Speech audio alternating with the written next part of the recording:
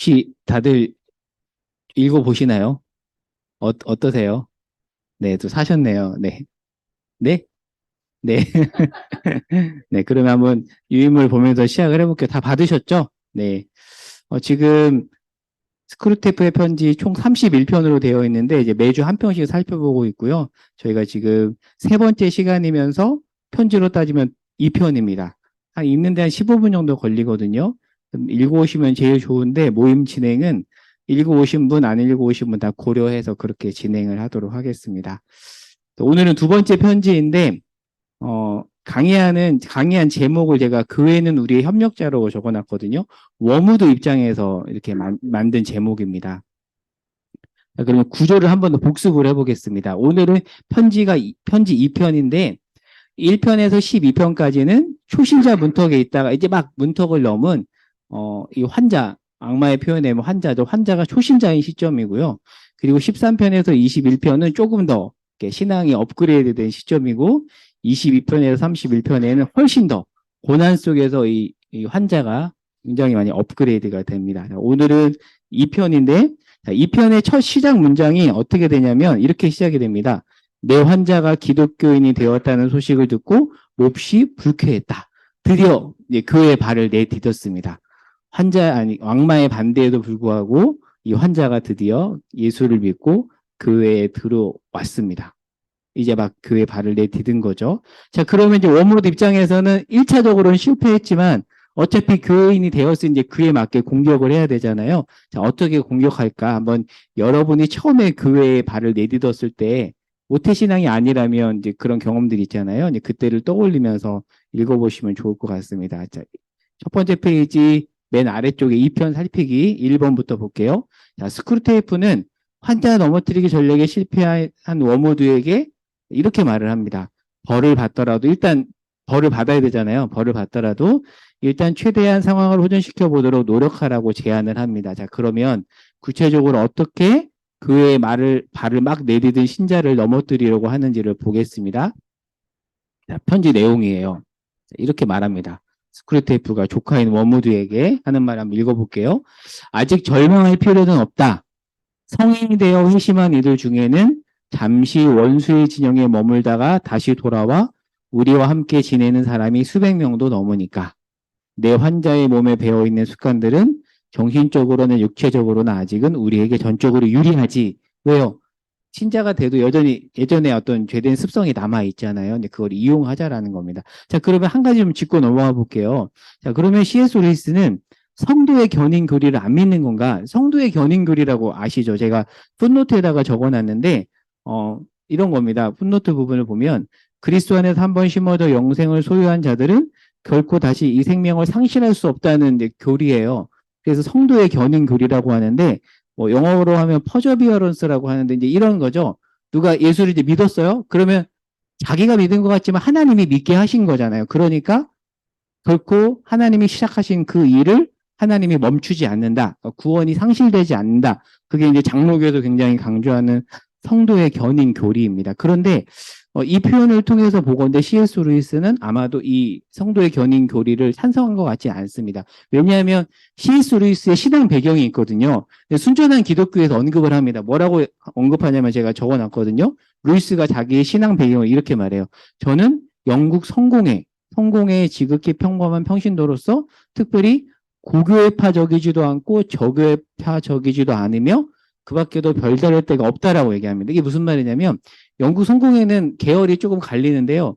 고교회파는 일종의 카톨릭에 가까운 데를 보통 이제 고교회파라고 하고 로우처치 저교회파는 개신교에 가까운데 영국 성공회의 저교회파에 속한 분들이 우리가 흔히 많이 들어본 사람들입니다. 누가 있냐면 존 스토트, 그다음에 뭐 크리스토퍼 라이트 뭐 들어봤을지 모르겠어요. 그런 분들은 영국 성공회에서도 바로 이 로우처치 저교회파 출신들이고요.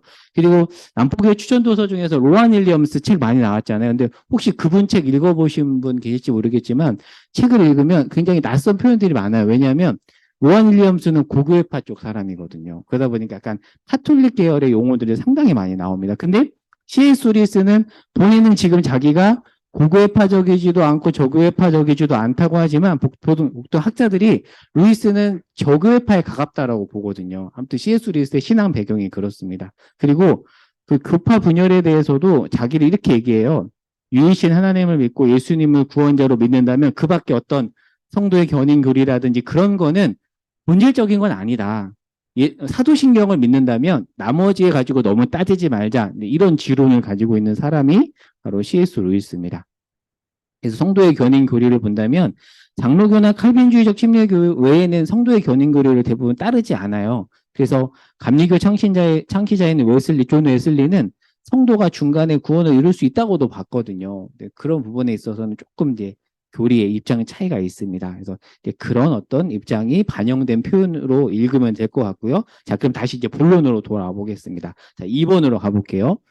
자, 초신자가 처음 마주하는 그의 모습과 그에 대한 환상의 차이. 이것은 이용화라고 이야기합니다. 자, 환자가 지금 그에 딱 발을 내딛었잖아요. 그 환자를 향해서 어떻게 공격해야 되냐면 이런 말을 해요. 현재 우리의 가장 큰 협력자는 그이다. 오해는 말도록 내가 말하는 그애는 우리가 보는 바 영혼의 뿌리를 받고 모든 시공간에 걸쳐 뻗어나가는 그애, 기치를 높이 올린 군대처럼 두려운 그런 그애가 아니니까. 이게 무슨 말일까요? 이게 무슨 말이냐면 자, 그 아래에 그애론에 대해서 한번 너무 길게 설명하면 루즈해지니까 제가 간략하게 얘기해 볼게요. 스크루테프가 말한 영혼의 뿌리를 받고 모든 시공간에 걸쳐 뻗어나가는 교회라는 어떤 교회를 말하는 거냐면, 자, 밑에 보겠습니다. 교회론 개념을 한번 구분을 해본다면, 교회는 지상의 교회와 천상의 교회가 있습니다. 자, 예를 들면 지상의 교회는 이 땅에 존재하는 모든 교회로서 보통, 조직신학이라는 신학 개념에서는 전투하는 교회라고 얘기를 합니다. 왜냐하면 예수님이 다시 오실 때까지 타락한 세상하고 계속 싸우기 때문입니다. 근데 그런 어떤 지상에 전투하는 교회가 이 땅에서 믿음의 선한 싸움을 잘 마치면 결국 예수님이 다시 오실 때는 천상에 승리하는 교회가 돼요. 그러면 지금 스크루테이프가 얘기하는 영혼의 뿌리를 받고 모든 시공간에 걸쳐 뻗어나가는 교회는 지상의 교회를 말할까요? 천상의 교회를 말할까요? 전자일까요? 후자일까요? 당연히 후자겠죠. 천상의 교회겠죠. 그러니까 우리가 결국 자라나서 천상의 교회에 이를 텐데 그 전까지 지금 우리 교회의 모습은 실망할 것이 너무나 많잖아요. 그러니까 그 실망할 모습에 집중하면서 넘어지게 하라는 것이 바로 스크루테프의 전략입니다. 지금 그 얘기를 하는 거예요. 그래서 관련된 내용들을 제가 조금 복잡하게 적어놨는데 자, 2페이지 중간으로 와볼게요. 3페이지입니다. 자, 그림과 관련된 내용들을 한번 집에 가서 읽어보시고요. 벽돌 그림 아래에 있는 글을 한번 제가 읽어볼게요. 자, 지상의 교회는 여전히 전투하는 교회로 지금 건축 중에 있죠. 사실 지금 우리 공동체도 그렇고 남포교회도 그렇고 모든 교회는 여전히 전투하는 교회로 완성된 건축물이 아니라 건축 중에 있는 건물입니다. 건물을 세울 때 공사 현장에 매우 지저분하고 복잡한 것처럼 지어져 가는 지상의 교회는 성도들의 못난 모습, 과거의 습관들이 튀어나와서 어려움들이 많이 생기지만 그러나 조금씩 완성될 것이며 결국 건물이 완성되는 그날 천상의 교회가 이루어지는 때에는 말할 수 없는 영광스러운 모습이 될 것입니다. 그러나 지금은 그렇지 않다는 거죠. 만화교회론이라는 책에 나오는 개념을 한번 읽어볼게요. 우리 모두 완성된 하나님의 교회를 꿈꾸며 오늘의 망치질 소리 나는 교회, 톱밥이 먼지처럼 날리는 우리의 모습을 인내하며 기다려야 되는데 이제 막 발을 내디딘 그 환자 입장에서 보면 뭐가 보이죠? 천상의 교회라는 환상을 가지고 딱 들어왔더니 교회 사람들이 망치질을 하고 교회 왔더니 세상 사람과 별반 다를 게 없네? 거기에 집중을 하라고 지금 유혹을 하는 거죠. 2번을 보겠습니다. 환자가 기독교인이 되고 가장 먼저 한 일은 교회에 발을 내디딘 것이다. 쉽게 비유하자면 이제 막 결혼 생활을 시작한 거죠. 여러분 결혼 처음 할 때를 한번 떠올려 보면 좋을 것 같아요. 신혼의 달콤함에 대한 기대감이 가득한 찰나 뭐가 찾아오죠?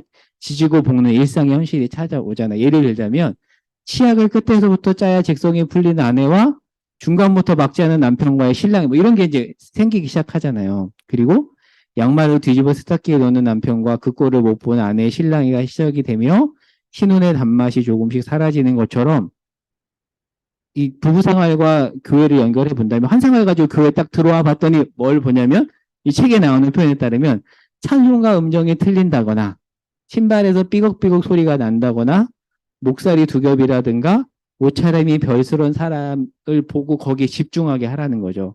그리고 이 모습을 보고 교회가 우습다고 생각하도록 하라고 지금 스크류테이프가 이거 제가 잘못 쓴 거네. 스크류테이프가 워무드에게 조언을 한 겁니다.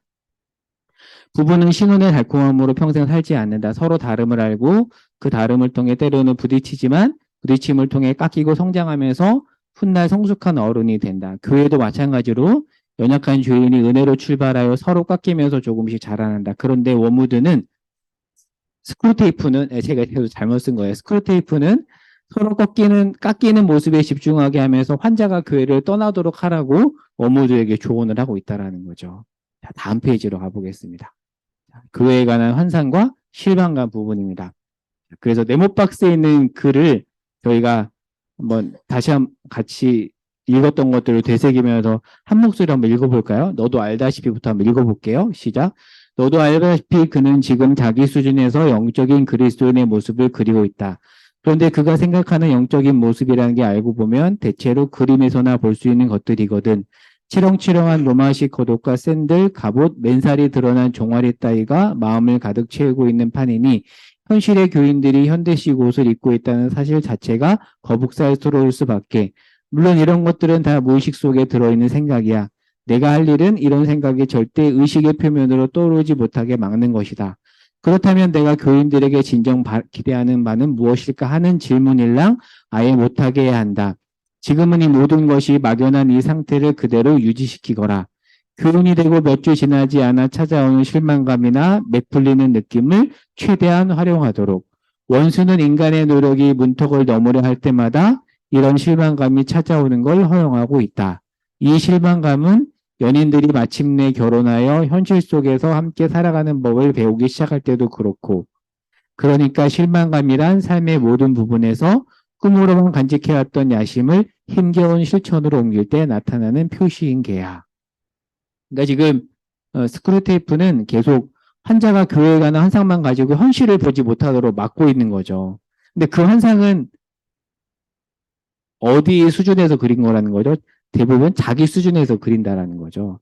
그 환상을 가지고 현실을 보면 현실이 실망스러울 수밖에 없으니까 그렇게 두라고 합니다. 근데 만약에 환자가 잠깐 멈추고 진지한 질문을 던지기 시작하면 스크류테이프와 워무드 입장에서는 곤란해지게 되는 거죠. 자, 역으로 본다면 우리가 실망감이 들 때마다 교회 안에 들어오면 실망감이 들 때가 사실 있잖아요. 근데 그때마다 내가 교인들에게 진짜 기대하는 바가 무엇인가를 계속 질문해야 된다라고 또 우리가 그렇게 생각해 볼 수 있습니다. 그러면 그 질문이 우리를 어디로 이끄는지 또 이 편 뒷부분을 통해서 한번 생각해 보도록 할게요. 자, 3번입니다. 위험 부담을 감수하신 하나님인데 이런 내용이 나와요. 이건 제가 한번 읽어볼게요. 원수가 이런 위험 부담을 감수하는 이유는 이 구역질나고 하찮은 인간 버러지들을 이른바 자유로운 연인이자 종으로 삼겠다는 망측한 환상을 품고 있기 때문인데 이 두 발 달린 짐승들에 대한 애정이 얼마나 집요한지 변태적인 관계도 서슴지 않으면서 영적 세계 전체를 모독하고 있는 형편이다. 원수는 인간들에게 자유를 주고 싶다는 욕망 때문에 인간 앞에 목표를 세워놓고서도 단순한 감정이나 습관을 이용해서 끌고 갈 생각은 추호도 하지 않지. 제 힘으로 해내도록 내버려 두겠다는 게야. 바로 이 점이 우리에겐 절호의 기회다. 하지만 위험도 따른다는 걸 명심하도록. 처음에 찾아오는 무미건조함만 성공적으로 이겨내면 인간들도 점차 감정에 휩쓸리지 않게 되고 우리는 그만큼 유혹하기 힘들어지니까. 무슨 말일까요? 하나님은 우리에게 자유의지를 주시잖아요. 제가 한번 쓴 글을 한번 읽어볼게요. 왜 하나님은 처음부터 완벽한 교회를 세우지 않고 이런 시쳇말로 막말이에요. 머저리 같은 모습을 한 교회로 시작하도록 한 걸까요? 그리고 왜 서로가 실망감을 느끼도록 허락하는 걸까? 스스로 잘하도록 하기 위한 거라는 거죠. 그러니까 하나님이 강제로 로봇을 조종하듯이 그렇게 하시지 않고 연약한 모습을 두고 그 연약한 인간이 하나님이 주신 자유의지를 가지고 스스로 잘하도록. 왜? 그래야 성장하잖아요. 그래서 이와 관련된 내용이 순전한 기독교에 있는데요. 제가 그 순전한 기독교에 나오는 자유의지에 대한 글을 그대로 옮겨놨는데 한번 눈으로 보시면 좋을 것 같고 5페이지 위에서 10번째 줄을 볼까요? 루이스는 이에 대해 이렇게 말한다. 그 부분 한번 읽어볼게요. 루이스는 이에 대해 이렇게 말한다. 그 부분 따옴표 부분 볼게요. 하나님은 자유의지가 있는 존재들을 창조하셨습니다. 그것은 피조물이 잘 될 수도 잘못될 수도 있다는 뜻입니다. 어떤 이들은 자유의지가 있으면서도 잘못될 가능성이 없는 존재를 상상할 수 있다고 말하지만 루이스의 말이에요. 나로서는 상상할 수 없습니다. 선해질 자유가 있으면 또한 악해질 자유도 있습니다. 그리고 악을 가능케 하는 것이 자유의지입니다. 그렇다면 왜 그분은 우리에게 자유의지를 주셨는가? 자유의지가 악을 가능케 해도 사랑과 선과 기쁨의 가치를 부여하는 유일한 것이 또한 자유의지이기 때문이다 하는 거죠. 그래서 제가 쭉 밑에 내려가서 가장 멋진 성장이라고 적어놨는데 비유하자면 이렇습니다. 부모가 잔소리해서 억압해서 성적이 잘 나온 아이가 있고요. 자기 주도를 통해 성적이 잘 나온 아이는 다르죠. 그렇죠? 그러니까 하나님이 원하시는 것도 신자와 교회가 후다처럼 성장하기를 원한다라는 거죠. 물론 위험 부담이 따릅니다. 그렇죠? 왜요? 스스로 해야 되니까. 이 잘못될 가능성도 굉장히 큽니다. 그런데 스크루테이프 현지의 내용에 따르면 어떻게 스크루테이프가 말하죠? 원수는 이러한 위험 부담을 감수한다라고 합니다. 자유의지를 가지고 자기 멋대로 행동한다든지가 그런 예인 거죠. 그런데 시행착오를 통해서 잘 자라난다면 오히려 더 훨씬 더 성숙해지는 거죠. 그게 바로 이제 하나님의 목표라는 거죠. 그래서 자유의지를 허락한 건데 그 자유의지를 가지고 잘못될 가능성에 집중해서 인간을 공격해라. 그게 이제 스크루테이프의 전략입니다. 그 다음입니다. 4번을 볼게요. 실제로 실망감을 주는 사람을 볼 때의 반응인데 이제 마지막 부분이죠. 자, 그 부분도 저희가 같이 천천히 한번 읽어볼게요. 같이 읽어보겠습니다. 시작. 지금까지는 옆자리에 앉은 교인 자체만 놓고 볼 때 실망을 느낄 만한 합리적인 이유가 전혀 없는 경우를 놓고 얘기했다면 만약 실제로도 실망스러운 인간이라면 이를테면 우스꽝스러운 모자를 쓴 여자는 구제불능성 노름꾼이고 삐걱삐걱 소리나는 장화를 신은 남자는 구두쇠에다가 남을 부당하게 착취하는 인간이라는 사실을 환자가 알고 있다면 일은 훨씬 더 쉬워지지. 단지 환자의 머릿속에 이런 질문만 떠오르지 못하게 하면 돼. 나 같은 사람도 그리스도인이라고 할 수 있다면 어떻게 옆에 앉은 저들의 다른 결점만 보고 그들의 종교가 위선이자 인습에 불과하다고 단정할 수 있겠는가? 인간의 머리가 아무리 떨어지기로서니 그렇게 당연한 의문이 떠오르는 걸 막는다는 게 도대체 가능한 일이냐고 묻고 싶겠지. 하지만 모두 가능하다. 가능하고 말고 우리가 적당히 주물러 주기만 하면 그런 생각은 간단히 막을 수 있지. 원수와 알게 된 지 얼마 되지 않았지 진짜 겸손을 배웠을 리 없거든. 무릎을 꿇고 앉아 죄를 고백한다 한들 앵무새처럼 말을 따라하는 것에 불과해. 사실 마음 밑바닥에서는 이렇게 의심까지 해두었으니 이만하면 원수의 장부에 상당량 초과 액수를 달아놓은 셈이라고 여전히 믿고 있는 데다가 이렇게 교회에 나와 별 볼일 없으면서도 잘난 척하는 이웃들과 함께 앉아있는 것만으로도 대단한 겸손이요 선심이라고 생각하고 있다고. 그러니 이런 심리 상태를 되도록 오래오래 유지하도록 신경 잘 쓰거라. 자, 한번 설명을 해볼게요. 자, 지금까지 환자가 본 교인의 모습은 그냥 어찌 보면 별스럽지 않은 거예요. 예를 들어서 예배를 드려왔는데 옆 사람이 자꾸 찬송가 음정이 틀려요. 그러면 귀에 살짝 거슬릴 수 있잖아요. 그리고 외모가 자기가 봤을 때 조금 이건 아닌데 싶은 그런 게 있어요. 근데 그것과 관련된 것이었다면 이제는 차원이 다른 겁니다. 이제는 어떤 사람을 만나게 되는 거냐면 대놓고 비윤리적인 사람. 그 사람이 이제 딱 옆에 있는 거예요. 근데 그거를 초신자가 알아차린 거예요. 이때 스크루테이프의 전략은 이겁니다. 뭐냐면 읽어볼게요. 나 같은 사람도 예수님이 받아주셨는데 저들도 받아주시지 않을까라는 생각을 절대 환자가 갖지 못하도록 하는 거라는 거죠. 그 생각만큼은 절대 갖지 못하도록. 그런데 후반부에 보면 이 스크루테이프는 이것을 두고 뭐라고 말하냐면 아직 배우지 못한 진짜 겸손이라고 이야기를 해요. 그러니까 역으로 생각을 해보면 자꾸 이제 사탄 입장에서 글을 쓰다 보니까 약간 저희가 되게 아리송한데 여기서 말하는 진짜 겸손이라는 것은 이건 거죠. 저 사람도 예수님이 받아주셨는데 그러면 나 같은 사람도 예수님 받아주셨는데 저들도 받아주시지 않을까라고 생각하는 게 진짜 겸손인데 그러면 가짜 겸손은 무엇인가? 책 마지막 부분에 나와요. 이겁니다. 그것은 바로 내가 이렇게 교회에 앉아주고 있잖아. 이런 못난 교회에 내가 있어주니 고마워해야 되는 게 아니야? 그게 바로 가짜 겸손이라는 거죠. 여러분 그런 생각 해본 적 없으세요? 저는 이번을 내용을 읽으면서 진짜 많이 찔렸거든요. 가끔 그런 생각을 할 때가 있어요. 그래, 내가 안 좋아했어 주는 거지 뭐.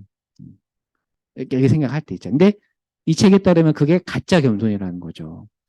근데 진짜 겸손은 나 같은 사람도 나같이 이런 존재인 사람도 예수님 받아주셨다면 저 말도 안 되는 사람도 받아주시지 않을까? 거기까지 가는 게 진짜 겸손이라는 거죠. 예를 들자면 부부관계로 예를 든다면 아이고 나니까 저 사람과 살아주지 않고 생각하는 부부와 아이고 나 같은 사람하고 살아주니 참 고맙지 저 사람 아니면 누가 나랑 살아줄까라고 생각하는 부부의 부부관계는 다르겠죠. 교회도 마찬가지라는 거죠. 신자의 삶도 마찬가지라는 겁니다. 그런데 만약에 교회 안에 아, 드라마 이런 거 나오잖아요. 이제 이렇게 그런 모습 많이 나오죠. 아이고 나니까 살아주지. 네 드라마 얘기기도 하고 사실 우리 현실 얘기인데 네 부부관계를 교회와 신자 사이의 관계로 비유한다면 우리가 그렇게 생각할 때도 많다라는 거죠. 근데 만약에 교회 안에 진짜 겸손함, 어떤 겸손함이죠? 어떤 거죠? 내용이? 나 같은 사람도 예수님이 받으셨다라는 그런 겸손함을 가진 사람이 많아진다면 어떤 일이 벌어질까요? 한번 생각해 보면 좋을 것 같아요. 교회 민낯을 우리가 많이 보잖아요. 왜냐하면 지금 우리가 보는 교회는 천상의 완전한 교회가 아니라 지상에 전투하는 교회거든요. 근데 때로는 이건 아닌데 싶은 교회 민낯을 우리가 볼 때가 있는데 그때 진짜 겸손함을 가지고 나 같은 사람도 예수님이 받아주셨는데 저 사람도 예수님 받아주시겠지라고 생각하면서 하나님 앞에 엎드리는 생각이 엎드리는 사람이 교회에 정말 많다면 정말 또 교회가 달라지지 않을까라는 생각이 듭니다. 물론 정말 잘못된 모습은 고쳐야 되고 때로는 지혜롭게 권면도 해야 돼요. 무조건 덮자라는 뜻은 아닙니다. 그러나 그 이면에 진짜 겸손함이 아닌 가짜 겸손을 가지고 이 상황에 대처한다면 어찌 보면 오늘 책 내용에 따라서 보면 우리도 스크루테이프의 전략에 넘어지고 마는 것이라고 볼 수가 있습니다. 저의 적용이에요. 저의 적용인데요. 나는 어떠한가? 저는 내 안에 있는 가짜 겸손함을 보았습니다.